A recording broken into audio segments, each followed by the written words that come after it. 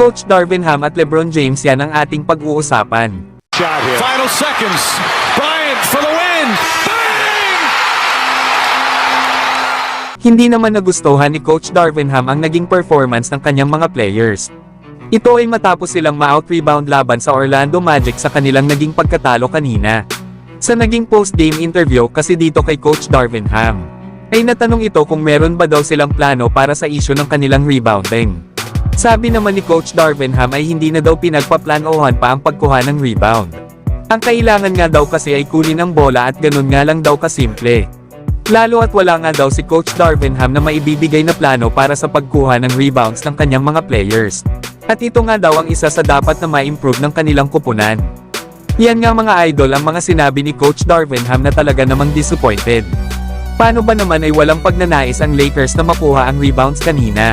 Na kung saan ay talagang na-out-rebounded sila ng Orlando Magic 50-41. At 19 nga dito ay mula sa offensive rebounds ng Magic, kumpara naman sa 10 rebounds ng Lakers. Ang masaklap pa nito ay lamang din ng Magic pagdating sa second chance points, na kung saan ay meron silang 36 laban sa 15 mula naman sa Lakers. Okay naman mga idol ang naging performance nila Davis at LeBron pagdating sa pagkuha ng rebounds. Lalo at meron nga ang dalawang players na 22 rebounds kapag pinagsama. Pero ang isa pa sa inaasahan sana ng Lakers na mag-step up sa kanilang kupunan na si Christian Wood, ay mukhang wala ito sa kanyang kondisyon at hindi naramdaman ang kanyang presensya. Paano ba naman sa loob ng 29 minutes na ibinigay sa kanya ni Coach Darvin Ham, ay nakakuha lang ito ng 2 rebounds sa buong laro. Kaya kailangan talaga ni Christian Wood na maging consistent, lalo at nag-a-average pa naman ito ng 7.8 rebounds per game. Sa ngayon ay 3-3 na ang record ng Lakers at puro sa home court nga lang lahat ng kanilang panalo.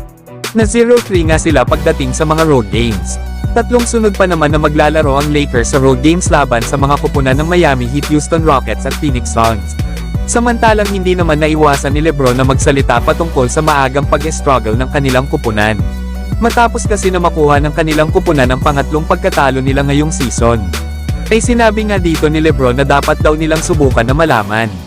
Lalo at meron nga daw talagang kalakaran sa kanilang opensa rebounding at paggawa ng puntos ng walang turnovers. Yan mga idol ang mga sinabi ni LeBron James.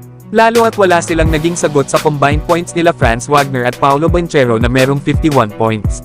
Nagaya nga ng sinabi natin kanina ay na-out-rebounds din ang Lakers ng Orlando Magic sa 51-40. Kaya hindi talaga ito dapat baliwalain ng Los Angeles Lakers lalong-lalo na kay LeBron James.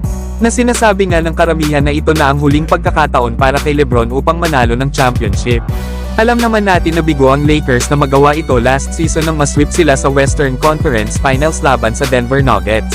Kaya naman ay agad na gumawa ng aksyon ang front office ng Los Angeles Lakers.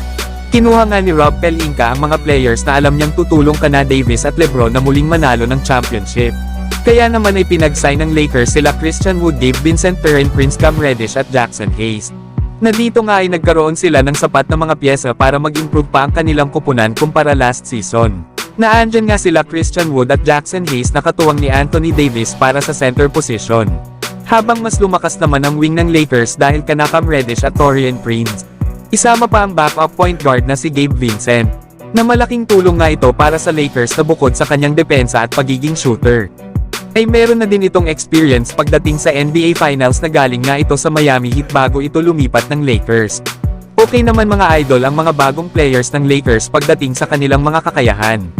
Problema lang sa mga ito ay kulang sila sa effort. Kaya tingnan natin sa next game ng Lakers laban sa Miami Heat, kung magagawa na bang ma-improve ng Lakers ang kanilang kahinaan especially na pagdating sa kanilang rebounding. So hanggang dito na lang tayo mga idol. At huwag nyo naman kalimutan mag-subscribe bilang pagsuporta.